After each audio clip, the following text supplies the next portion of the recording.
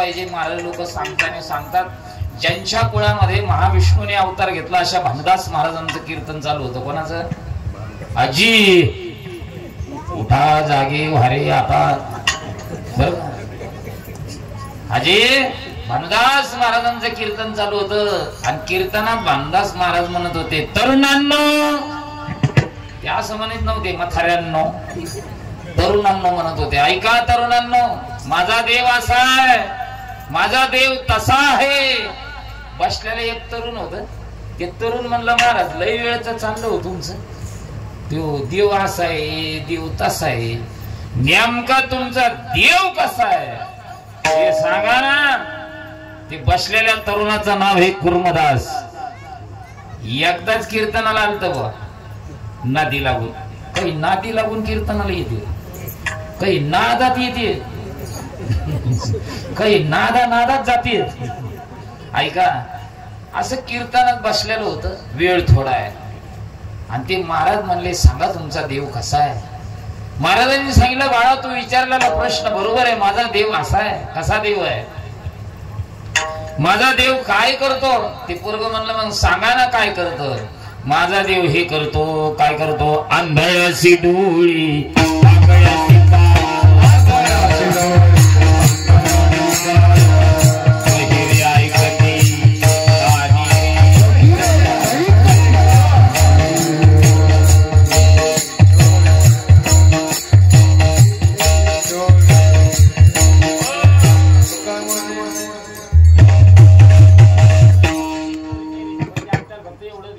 माझा देव कसा आहे?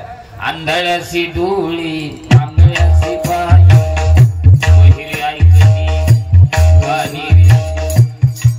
यशला उठून उभा राहता येतं, यशला पळता येतं. त्या पोराला उठता येत नव्हतं, पळता येत नव्हतं, त्याला चालता बी येत नव्हतं. हातही चांगले नव्हते, पायही चांगले नव्हते. ते पोरग पुन्हा बोललं, महाराज आंधळ्याला डोळे देणारा देव तुम्ही सांगता, बहिऱ्याला कान देणारा देव, मुख्याला वाचा देणारा देव आणि पांगळ्याला पाय देणारा देव. आता म्हणले तुम्ही, ते देव कुठे राहतो? महाराजांनी त्या देवाचा पत्ता दिला. भीमा तिरी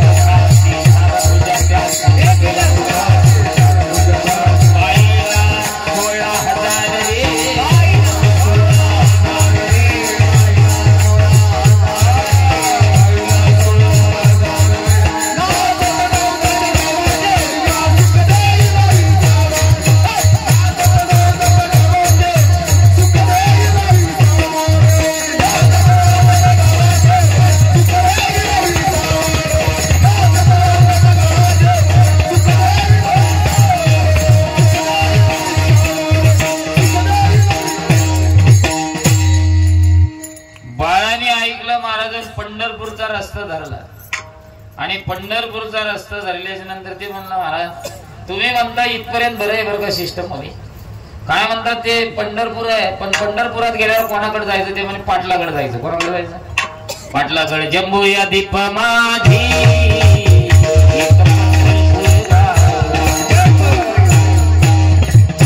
धर्माचे नगर देखा,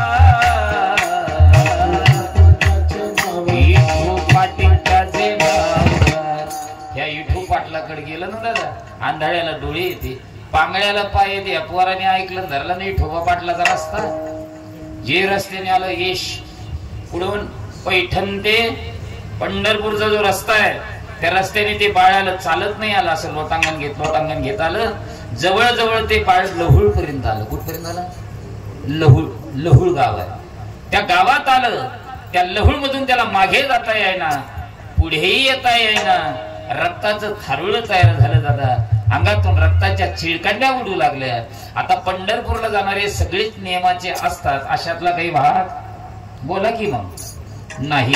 पंढरपूरला जाणारे 3 प्रकारचे माणसं आहे. जसे सुखाचे प्रकार 3 आहे, आध्यात्मिक सुख, अधिभौतिक सुख, अधिदैविक सुख. तापाचे बी 3 प्रकार आहे. तसे वारीला जाणाराचे सुद्धा किती प्रकार आहे? 3 आहे. आता हे पुढे संस्थेत जाऊन संत घेण्याचं काम नाही. अभ्यास करण्याचं काम नाही. हे वर्गणी देणाऱ्याच्या पाठ आहे, वर्गणी न देणाऱ्याच्या पाठ आहे, मंदिराकडे येणाऱ्याच्या पाठ आहे, मंदिराकडे न येणाऱ्याच्या बी पाठ आहे. त्याला फक्त म्हणा वारीला जाणाऱ्याचे 3 प्रकार म्हणजे काय ते म्हणतो तुम्ही फक्त सांगा, मी बोलत चालतो. आता वारीला जाणाऱ्याचे 3 प्रकार. हौस आहे, त्याच्या पुढं नवस आहे, आणि त्याच्या पुढं कोण म्हणलं ते काय सांगायची गरज आहे का काय महाराज. पण जगद्गुरु तुकोबराय सारखा एक निष्ठावंत वारकरी होता. त्या वारकऱ्याने पाहिलं रक्ताचं थारुळ एकतर न ताठ बाळ त्या रक्ताच्या थारुळ्यात पडलेलं आहे. म्हणून त्या वारकऱ्याच्या काखेमध्ये पडसी आहे, हातामध्ये पताका आहे, आणि विचारलं बाळा कुठून आला रे, कोण्या गावचा आहे रे. ते म्हणलं बाबा मी कोण्या गावचा आहे, कुठून आलो ते मला याच्याशी काही घेणं देणं नाही, पण मी एक कीर्तन ऐकलं. मी या विषयावर बोलतो. काय ऐकलं? एक कीर्तन ऐकलं, आणि त्या कीर्तनकार महाराजांनी सांगितलं आंधळ्याला डोळे, पांगळ्याला पाय, मुक्याला वाचन, बहिऱ्याला कान देणारा देव या रस्त्याने राहतो. मी ते देव कसा आहे पाहिला नाही. काळा आहे का गोरा आहे, ठेंगणा आहे का हायटेड आहे, पाहिला नाही बुवा. पण एक काम करा बाबा, लय लोक गेले मला कोणी विचारलं नाही, आम्ही ते देव पाहिला नाही, तुम्ही विचारलं म्हणून सांगतो. मी कोणत्या गावचा असू द्या, तुम्हाला त्याच्याशी काही घेणं देणं नाही, पण तुम्ही पंढरपूरला चाललात ना, त्या पांडुरंगाला माझा एवढा निरोप द्या आणि एकदा दर्शन दे म्हणा, एकदा दर्शन. एवढा करा उपकार. ते वारकरी गेलं दादा महाद्वारात उभा राहिलं, भगवंताला हात जोडले. हे देवा, अरे ते बाळ कुठलंय माहिती नाही, रक्ताचं थारुळ तयार झालंय, अंगातून रक्ताच्या चिळकांड्या उडत्यात देवा, आणि ते तुझ्या भेटीची अपेक्षा करत आहे. भगवंताने विटेवरून खाली उडी मारली. आता देवाला सांगायची गरज आहे की कोण्या गावचे, आवलगावचे का पानेवाडीचे का वडी गोदरीचे का जालन्याचे, सांगायची गरज आहे का इकडले तुमच्या रान्नीचे का तुमच्या ते 1 नंबर 2 नंबरचे, काही सांगण्याची गरज आहे का? अरे ज्याला न सांगता कळतं त्याला देव म्हणतात, त्याला सांगण्याची गरज नाही. आणि ज्याला सांगून बी कळत नाही त्याला माणूस म्हणतात. न सांगता कळलं देवाला कुठलंही काय. भगवंताने विटेवरून खाली उडी मारली. नामदेव महाराज मागच उभा होते, आणि साधकांचे मायबाप योग्यांची माऊली ज्ञानोबा दारात आलेले होते. कोण कोण संत होती तर माहितीये तुम्हाला? शेना महाराज, गुरुबा काका, लतीफ, मुमिल, कबीर, कमाल, सजन कसाई, सगळे लोक तिथं होते. आणि तितक्यात ज्ञानोबा म्हणतात, ए नामा, अरे आम्ही इकडं तुम्ही कुठं? लगेच नामदेवरायाने अभंग केला. याच लवळगाव करता ज्या संत शिरोमणी सावता बाबांच्या या परांगणामध्ये आपला नामसप्ताह चालू आहे. लगेच नामदेवरायाने अभंग केला. चला रे चला रे चला सर्व चला रे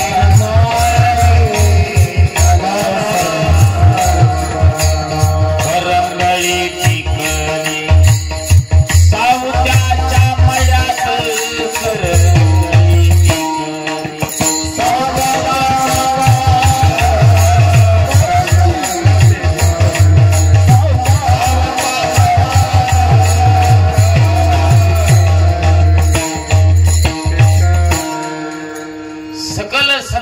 अरणगावला आले. कुठं आले? बोला बोला. पुढे बसलेले कुठं आले?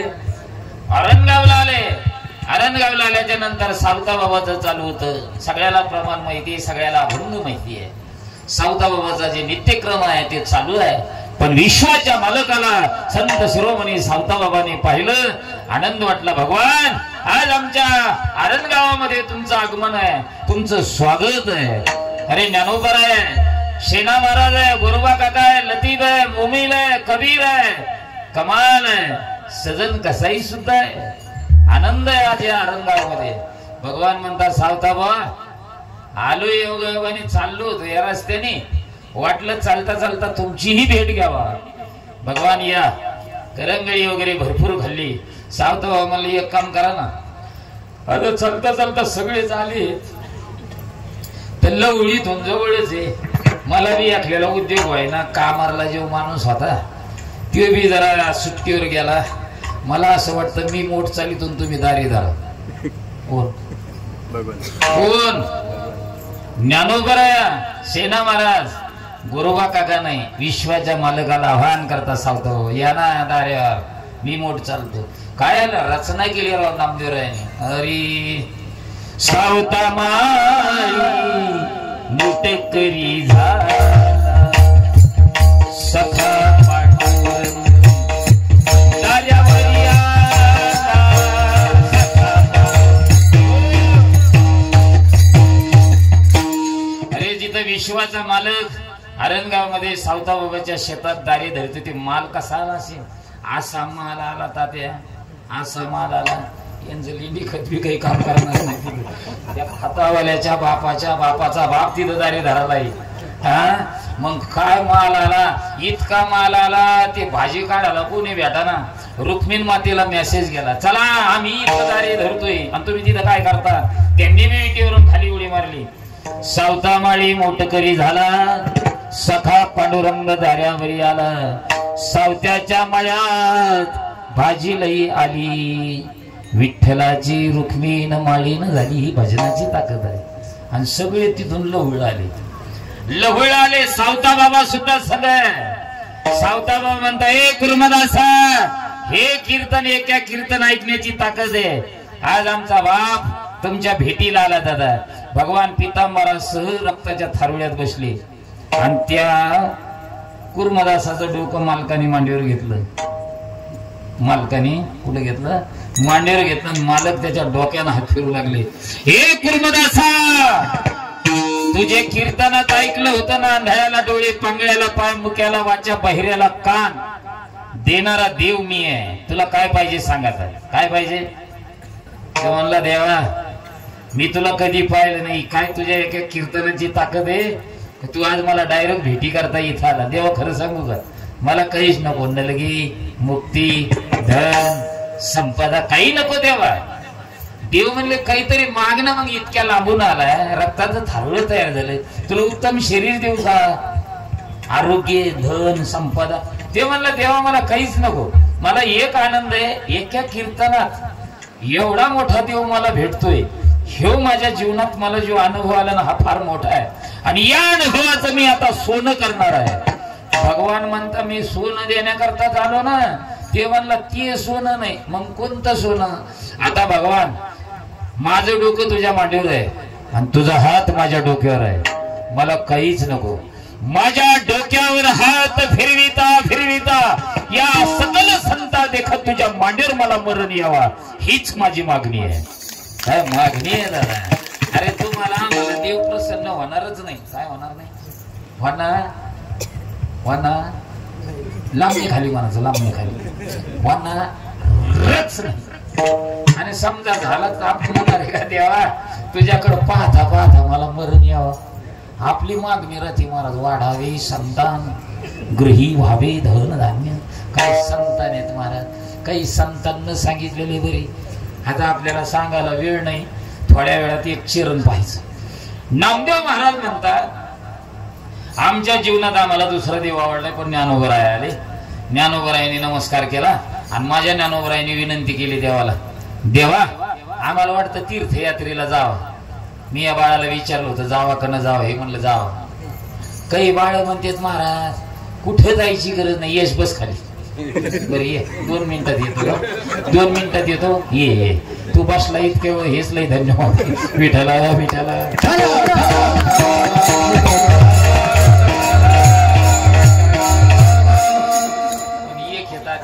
खरं बोलून गेला. काही बाळ खरे बोलत नाही. आत्ताचा हे जो तरुणाचा आहे ना, हा कलियुगातले तरुण आहेत महाराज. काही तरुण इतके भारी आहेत महाराज, ते चांगल्या माणसाला उलटेक करते. एक वर्ग शाळा सुटलं आणि असंच बाहेर निघलं. बाहेर निघल्याच्या नंतर शेठ माडीवर बसलेले होते. त्या शेठने पाहिलं, गुजरवाने पोरग आहे, राजस सुकुमार मदनाचा पुत्र. ए बाळा इकडे रे. कुठला रे बाळा, तू कोणाचा आहे. त्यांनी सांगितलं, मी अशा पाटलाचा नातू आहे. बरं बाळा, सुंदर आहे. इकडे हे धर, 50 रुपये धर, याची चॉकलेट घे, बिस्किट घे आणि घरी जाणं आनंदाने खा. मला आनंद वाटला तुझ्याकडे पाहून. आता यांनी 50 घेऊन गपचीप घरी जावा. त्या शेठकडे पाहून खदा हसला. शेठ म्हणे, बाळा तुला हसू कशाचा आला रे बाळा. ते म्हणे, मी जर सांगितलं ना शेठ तुम्हाला, तर तुम्ही हे 50 परत घेता. शेठ म्हणे, तू जर हसण्याचं जर सांगितलं तर मी परत घेणार नाही, पुन्हा 50 परत देणार. पण सांग. ते म्हणे ते सांगितल्याच्या नंतर तुम्ही परत घेतल्याशिवाय राहणार नाही, ही माझी गॅरंटी. शेठ म्हणले नाही रे बाळा, तू सांग ना कशामुळे हसला. शेठ तुम्ही इतके जाड आहेत, इतक्या उंच बसलेले आहात, इतक्या उंच बसलेले आहेत शेठ तुम्ही, मला याचं हसू आलं. तुम्ही जर मेले समजा तर तुम्हाला खाली कसं आणायचं. त्या शेठनी तिथे एक मुनीम होता, त्याला घेतलं. त्याला म्हणे याला अशा अंधाऱ्या खोलीत टाकी तू, बाहेर सुद्धा निघला नाही पाहिजे. त्याला उचलून एका रूम मध्ये टाकलं, याच्या भावाला निरोप द्याला. त्या शेठने तुमच्या बंधूला कोणून टाकलं त्या बारके. आता ह्यो त्याचा सक्का भाऊच होता ना मला. तेव्हाला काय झालं शेठ, नादान आहे, अल्पबुद्धीच आहे, त्याला काय कळतं. शेठ म्हणे अरे काय कळतं, मला कौतुक वाटलं, अशाचं नाव सांगितलं, 50 दिले रे, चॉकलेट बिस्किट घे म्हणून सांगितलं. पण शेठ नेमका त्याचा पुन्हा काय झाला ते तर सांगा. काही नाही म्हणे मी उंच बसलेलो, आता बी तिथंच बसलेलो आहे माडीवर. त्यांनी सांगितलं तुम्ही जर मरण पावला तर तुम्हाला खाली कसं आणायचं. ह्यो त्याचा सक्काच भाऊ होता ना. ते म्हणला त्याच्यात काय प्रॉब्लेम आहे सेठ, जर नाही आणता आलं तर आपण तुकडे करून आणू. कसे आणू, तुकडे करून. शेठ म्हणे याला त्याच्या शेजारीच ठेवा. मग यांचा निरोप यांच्या बापाला द्याला, शुद्ध बीजापोटी. कोणत्या बीजापोटी, शुद्ध बीजापोटी. त्यांचे बाप आले. काय झालं शेठ, अज्ञानी लेकर आहे, ते काय ज्ञानी आहे का काय आपल्यासारखे दोघांसारखे. शेठ म्हणजे काही नाही रे बाबा, मला राग आला रे दोघांचा बी. मी एक कौतुक म्हणून त्याला 50 दिले. ते मला म्हणतो मरण पावल्याच्या नंतर खाली कसं आणावं. मला वाटलं दुसरं समजून सांगेल, तर तो मला म्हणतो जर नाही आणता आलं तर तुम्हाला तुकडे करून आणू. तो त्यांचा बाप होता जन्म देणारा. ते म्हणला शेठ अशी घटना होऊ नये, आणि समजा जर झालीच तर तुकडे ते करण्याची काय गरज, आपण माडी सगळं पेटून देऊ. काय भाषा आहे मला. मी कशा करता बोलू, हे यश करता खरा बोलला तो फक्त. हो हो मला कळलं नाही काय, पण नंतर कळलं शाळेतलं म्हणून. विठ्ठल विठ्ठल. अरे पुत्र कसे असावा, ज्ञानोबराय म्हणतात तीर्थयात्रेची अपेक्षा करता. मी बाळाला सहज विचारलं आपण करावं ना करा, हे म्हणले करायला पाहिजे. आजचे पोरं म्हणतात महाराज कुठे जायची गरज नाही, तुम्ही सांगता ज्याच्या घरात कोण आहे. आई बाप आहे त्याला कुठे जायची गरज आहे का, खरं सांगा बरं तुम्ही, जायची गरज आहे का. आई बाप केवळ काशी आणि तिने न जावे तीर्थाशी. ज्याच्या घरात आई बाप आहे त्याला कुठे जायची गरज नाही. पण त्या पोराच्या बापाला विचारायला पाहिजे. पण जे पोरग म्हणतो का ज्याच्या घरात आई बाप आहे त्याला कुठे जायची गरज, त्याच्या बापाला विचारायला पाहिजे. बाबा तुमचा पोरगा असं असं म्हणतो, ते बाप काय म्हणेल माहिती का, महाराज आमचं पोरग जे म्हणतं ना कुठं जायची गरज नाही, मला तर असं वाटतं त्याला घेऊन जा कुठं काशीला. आला तर परत आणा, नाही तर. ज्या बापाची अपेक्षा त्या मुलाकरता अशी, अशा पोरांनी म्हणावं काढणं लगे ती सायास. अरे काही पोरं याच्या पुढचे आजच्या या योगातले पोरं, काही पोरं काय म्हणते माहिती का, काही म्हण गाड्या तू एवढं मथर ना हाता घालून काढल्याशिवाय. तो म्हणतो अरे तू लय माझ्या मनातला बोलला पाहिजे, तो आज हल्ला का तुला माझा बी उद्या निरोप येईल, मी बी हल्ला म्हणून. ह्या अशा पोरांनी म्हणावं का. अरे त्याला बाप कसा असावा, मुलगा कसा असावा, त्याची सेवा कशी असावा. अभंगाचं प्रमाण शेपक आहे पण मनाला लय गोड वाटतं ते. आई बापाच्या गळ्याला दोरी, बाईला खांद्यावरी, आणि कुंडलिक आणि कुंडलिक तीर्थयात्रा करली.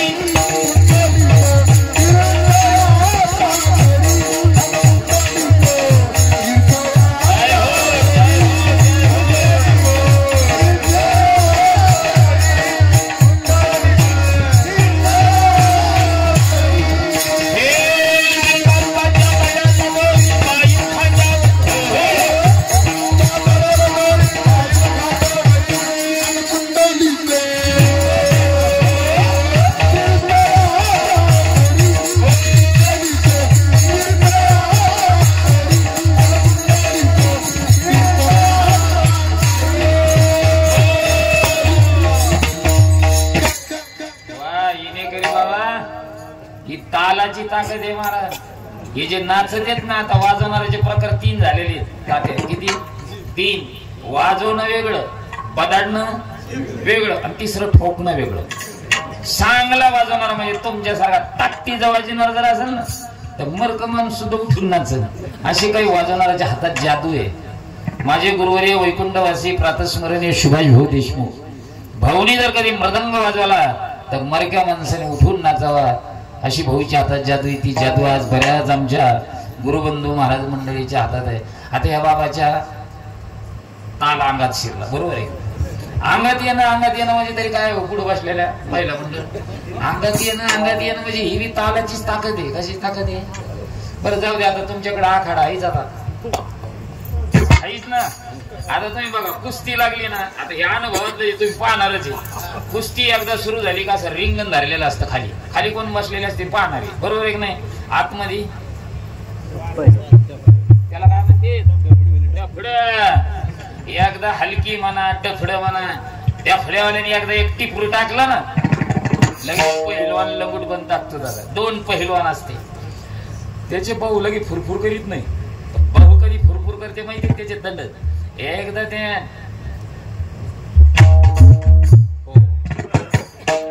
एकदा त्याने सुरुवात केली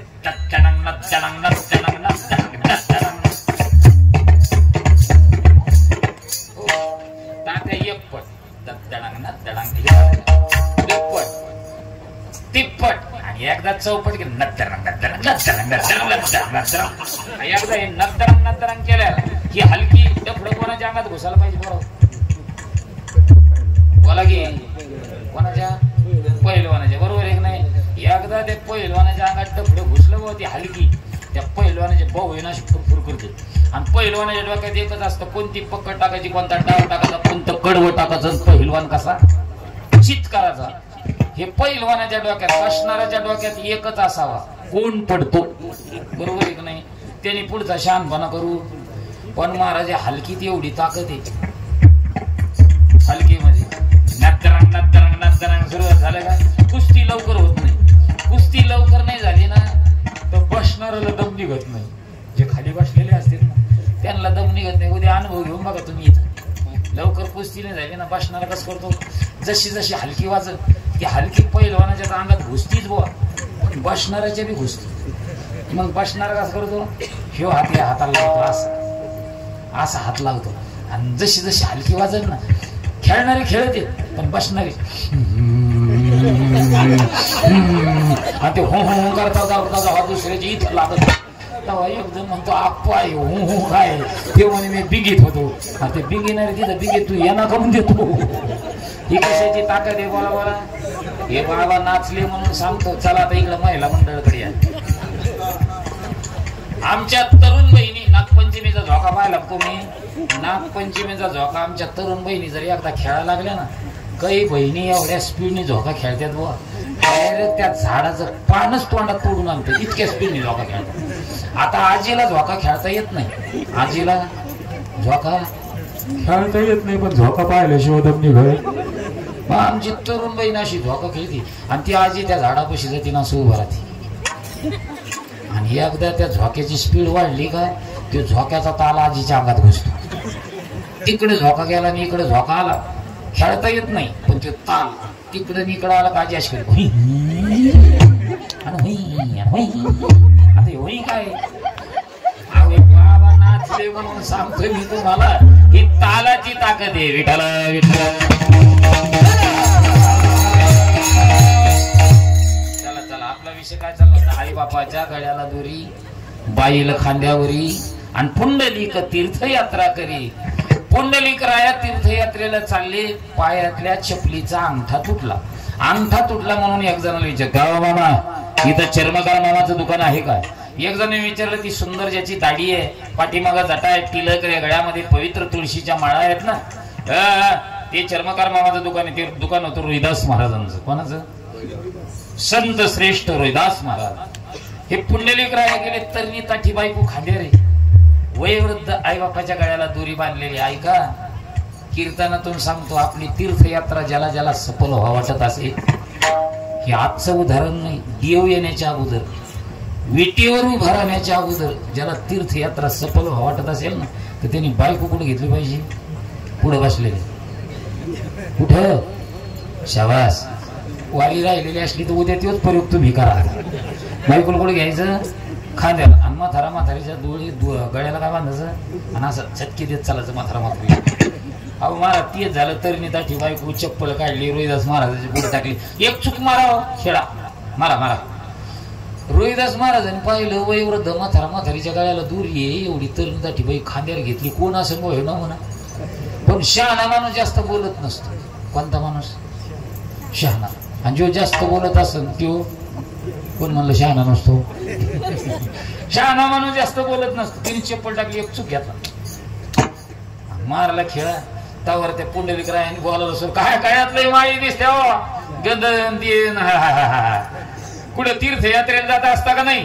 कोणाला विचारलंय पुंडलिकरायाने. रोहिदास महाराज तेव्हा आपले काही तीर्थयात्रे सगळे इथंच असते मग आमचं काही जाणं होत नाही. चप्पल टाकली खाली टाकली पुंडलिकरायाने पायात घातली आणि खिशातच घातला आणि पैसा काढला नाणं. महाराज हो हे तुमचे पैसे घ्या.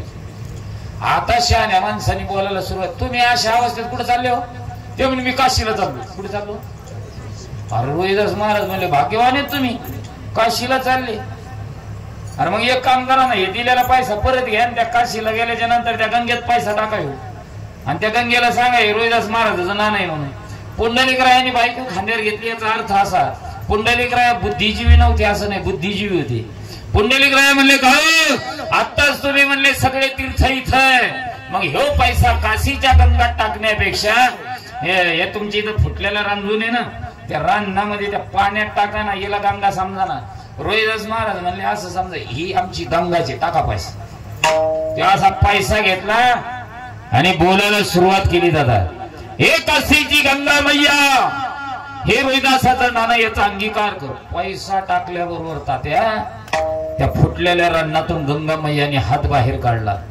वरची वर पैसा पकडला आणि हात अदृश्य झाला. हे पुंडलिकरावने पाहिलं. कोणते पुंडलिकराव आपल्या जिल्ह्यात होते ती नाही. कोणते पुंडलिकराव ज्यांनी ईट फेकली आणि भगवान विटेवर उभा केले असे पुंडलिक भक्त. भक्त पुंडलिका सांठी जे पुंडलिकराय आहे ना भक्त त्या पुंडलिकरायाने तो हात पाहिला आणि हात अदृश्य झाला. हे जे खांद्यावर होत ना काय होत ते कोण म्हणलं का बाळ खांद्यावर काय होत असं धरलं. तात्या इतक्या जोरात नाही आदळलं. मी म्हणत असतो फक्त पाखाज्याला तरी तुम्ही आलात आदळलं नाही तो काही थाप. अहो एक खांद्याला घेतला आदळ नाही खांद्याला घेतलं हळूच खाली ठेवलं. इतक्या जोरात जर आदळलं असतं ना तिथूनच तीर्थयात्रा मागून आलात खाली ठेवलं. पुंडलिकरायाने आपलं डोकं संत श्रेष्ठ रोहिदास महाराजांच्या चरणावर ठेवलं. बाबा ही काशीची गंगा इथं कशी आली. त्यांनी सांगितलं हे डोकं आहे डोक्याला शेंडी आहे शेंडीच्या आधाराने पाठीमागे जा. पाळण्यामध्ये रोहिदास महाराजांचे आई वडील होते. दादा असा जरी चूक मारला तर झोका दिल्या जात होता. याच सांगणाऱ्यांनी चिंतन करावं भाषणाऱ्यांनी करावं आणि घरी जे झोपलेले त्यांना सकाळी विचारावं आपली सेवा कशी. अशी ज्यांची सेवा आहे त्याला कुठे जायची गरज. मग ज्ञानोबरायांची सेवा नव्हती का. अरे ज्ञानोबरायला सेवा करण्याची संधीच मिळाली नाही दादा. पण ज्ञानोबराय तीर्थयात्रेची अपेक्षा करता. आपला विषय असा चालला होता. नामदेवराय सांगता ज्याचे कटेवर हात नाही तो देव मला बोला बोला आवडत नाही. पण आळंदीवर ज्ञानोबराय आले. ज्ञानोबरायांनी विनंती केली तीर्थयात्रेला आमच्या संग नामदेवरायाला पाठवा. नामदेवराय म्हणले हो कोणते तीर्थ. अरे सगळे तीर्थ इथंचे. सकळ ही तीर्थे घडती एक वेळा किंवा अवघे तीर्थे घडती एक वेळा चंद्रभागा डोळा देखलिया. अरे नामदेवरायाचे तर लय काही अभंगाशी पाथा मंदिराची पाठ तीर्थे घडती 360. आता या पत्रिकेवर 4 धाम यात्रा असते त्याच्यात किती तीर्थ असते तो. आता नामदेवराय तर 360 तीर्थ म्हणतात. अरे तुझी नुसती पाठ जरी पाहिली तर 360 तीर्थ घडतील. मला कशाला पाठवतो. नामा ज्ञानोबरायाने शब्द दिलेला आहे. ज्ञानोबान मी काही वेगळा नाही. अवतार पांडुरंगा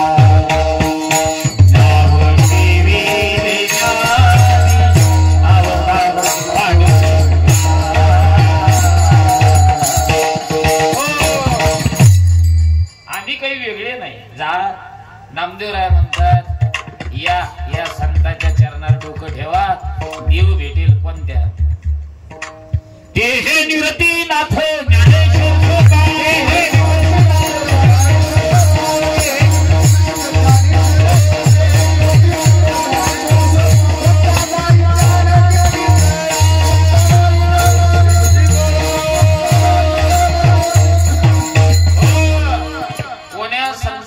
चरणावर डोकं ठेवलं म्हणजे नामदेवराय म्हणतात देव भेटेल हो. ते म्हणे ज्ञानोबरायांच्या चरणावर डोकं ठेवा, निवृत्तीनाथाच्या, सोपान काकाच्या, मुक्ताई. ते म्हणे कोणी ठेवलं आणि कोणाला देव भेटलं ते सांगा.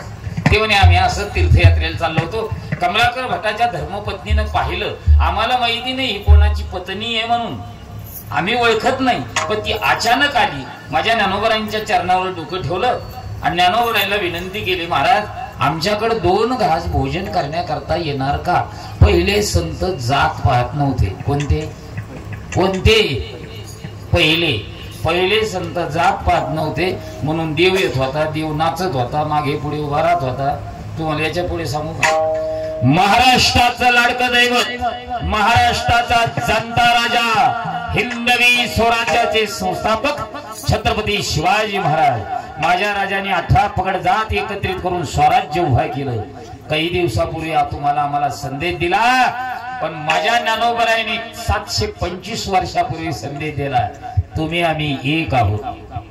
ज्ञानोबरायांनी ज्ञानेश्वरी लिहिण्याच्या अगोदर, सच्चिदानंद बाबाला जाग करण्याच्या अगोदर, रेडा बोलिण्याच्या अगोदर, भिंत चालिण्याच्या अगोदर जर पहिली क्रांती या महाराष्ट्रात कोणती केली असेल, तुम्ही आम्ही एक आहोत, सर्व धर्म समभाव, हा संदेश माझ्या ज्ञानोबरायांनी दिला तात्या. आता कॅसेटी बंद झाल्या का? तुमच्या आमच्या सारख्या त्या कॅसेटीच भरपूर झाल्या, त्याच्यामुळे त्या कॅसेटी बंद झाल्या. पहिल्या कॅसेटीमध्ये गीता ऐकायला भेटत होते, अभंग ऐकायला भेटत होते. शिवशाहीर बाबासाहेबजीराव पुरंदरे यांनी काही कॅसेटमध्ये तो भाव टाकलेला आहे. ज्ञानोबराय पहिले नेवाशात गेले, सच्चिदानंद बाबाला नंतर जाग केलं, नंतर सच्चिदानंद बाबा दरे लेखक झाला, नंतरचा विषय. पहिली क्रांती केली माझ्या ज्ञानोबरायांनी, पहिली मस्जिदीमध्ये गेले. बोला बोला, कुठे गेले? कुठे गेले? मस्जिदीमध्ये. ज्ञानोबराय मस्जिदीत गेले. मस्जिदीतल्या मुस्लिम बांधवांनी पाहिलं आणि मुस्लिम बांधव म्हणू लागले, हे भगवस्त्र परिधान करने वाले साधु, ये मंदिर तुम्हारा नहीं, उधर राम का मंदिर है, इधर सावता बाबा का मंदिर है, राम बजरंगबली का मंदिर है, भगवान कृष्ण का मंदिर उधर है, जाओ. अरे ज्ञानोबराय म्हणले, ते भी मंदिर आमचे जे, हे भी मंदिर आमचे. ते म्हणे आम्हाला पटत नाही. तुम्हाला पटण्याकरता एक काम करा ना, ज्या मंदिरात आम्ही आलो ना त्या मंदिरालाच विचारा ना तुम्ही कोणाचे. म्हणून त्या मुस्लिम बांधवाने सहज विचारलं, हे मस्जिद मा तू किसकी है?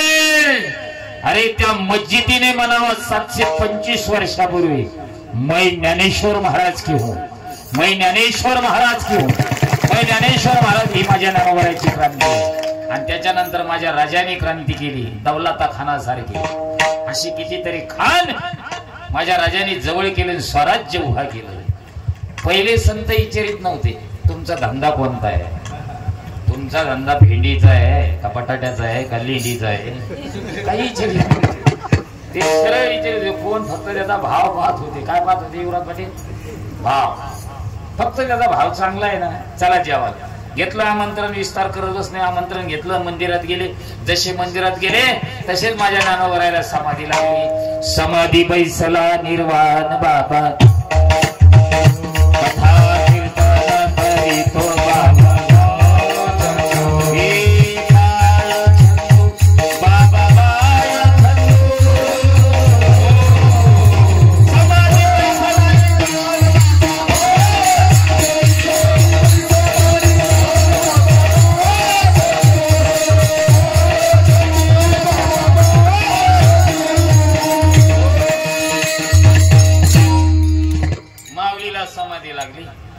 गोरोबा काकाचं भजन सुरू झालं, नामदेवरायांचं भजन, सकल संतांचे भजन म्हणजे भजनच होती. असं भजन सुरू झालं, असं भजन सुरू झालं. आणि इकडे स्वयंपाक तयार झाला. छोट्या नावाचं गोपाळ नावाचं बाळ, त्यात कमलाकर भटाची धर्मपत्नी सुधामतीनं पाटील, बाळा या साधूला घरी घेऊन ये जेवण्याकरता. आता हे भजनात होते ना हो तात्या, कशात होते, कशात भजनात इतके रमले ते भजनात, इतके रमले सगळे विसरले. जसं भगवान कृष्ण परमात्म्याला गवळणीनं पाहिलं तर गवळणी सगळे विसरत होत्या तात्या. विसरल्या का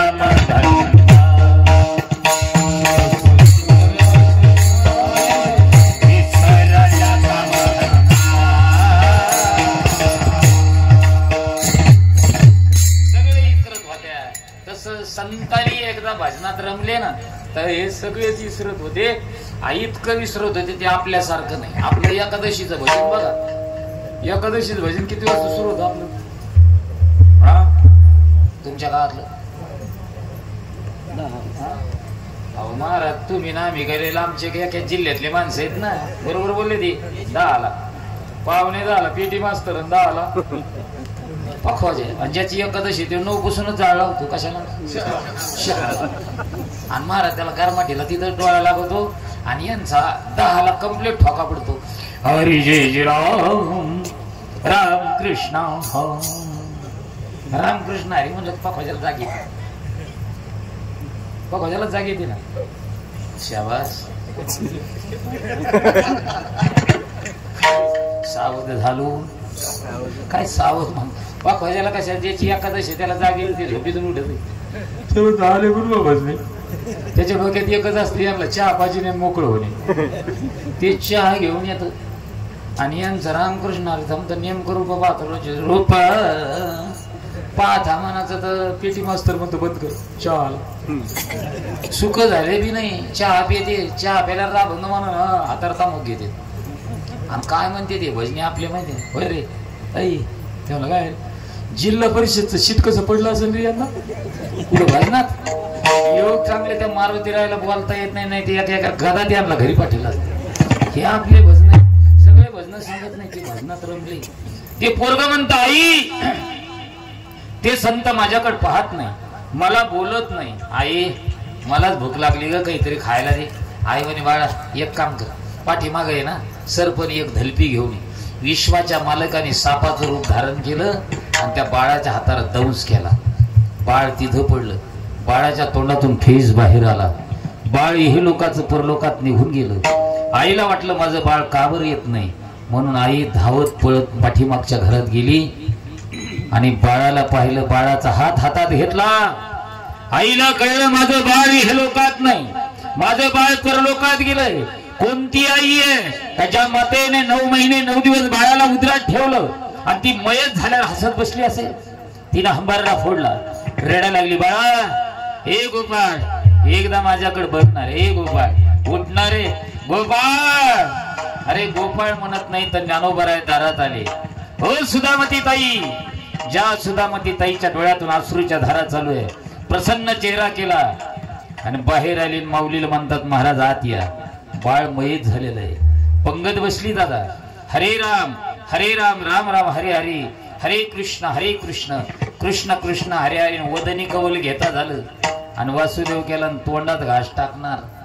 तितक्यात ज्ञानोबराय म्हणतात कोणीतरी या घरातला माणूस आपल्या पंक्तीला बसवा. बापाला माहिती होतं माझं बाळ नाही, आईला माहिती होतं माझं बाळ नाही. या संत संगतीमध्ये आपलं मयत झालेलं बाळ सुद्धा विसरले. ते ज्ञानोबराय म्हणतात तुम्हाला नाही बसायचं तर एक काम करा ना, त्या छोट्या बाळाला बोलवा ना. अरे बाळाची आठवण झाल्याबरोबर आईच्या दोन्ही डोळ्यातून अश्रूच्या धारा बाहेर आल्या. बाबा तुम्ही जेवण करा, माझं बाळ फार अंतरावर गेलं. ज्ञानोबराय नामदेवरायला म्हणतात नामा किती अंतरावर गेलं ते बघा. नामदेवराय म्हणतात ज्यांनी मला पाहिलं गोरोबा काका तुम्ही बघा ना. काकाने डोळे झाकले आणि काकाने पाहिलं तर बाळ मृत्यू लोकात नव्हतं. ते मृत्यू लोक सोडून गेलेलं होतं बरं का. गोरोबा काका म्हणतात नामा नाना इथं जेवण्यात मजा नाही. नामदेवराय म्हणतात कशा होतंय. अरे जिथं इतका आनंदाने आपल्याला जीव घालतात. काय कसा आला, बाळाला घेऊन कसा गेला. नामदेवराय म्हणतात मी पाहिलं त्या देवाला इथं यावं लागेल का. अभंगाचं प्रथम चरण.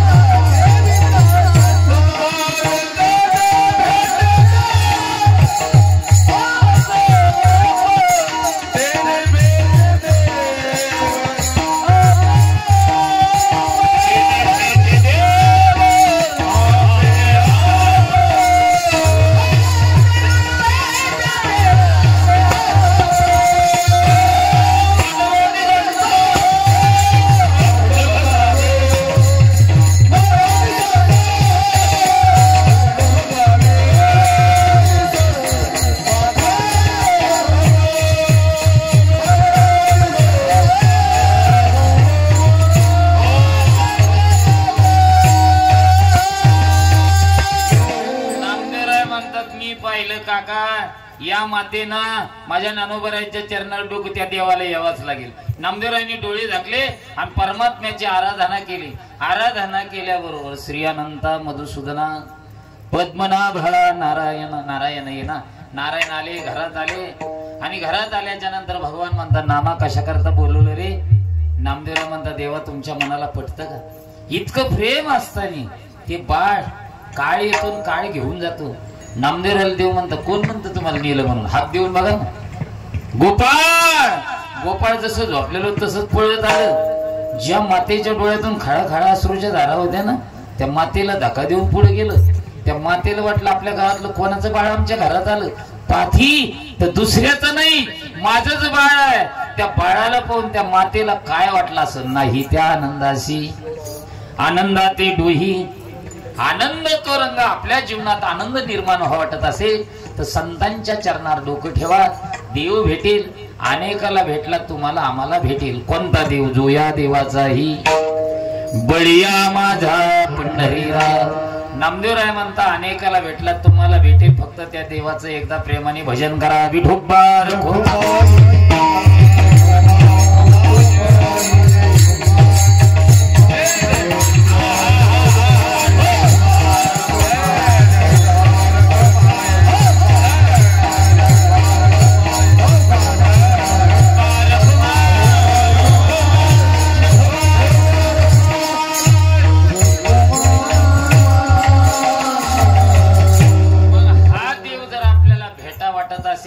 काय केल्याने भेटतो. नामदेवराय म्हणता मनोनी संता अखंड भजावे आणि त्यांचे पायी व्हावे लीन सदा. कोण्या संतांच्या ज्यांचं आपण भजन करणार त्यांच्या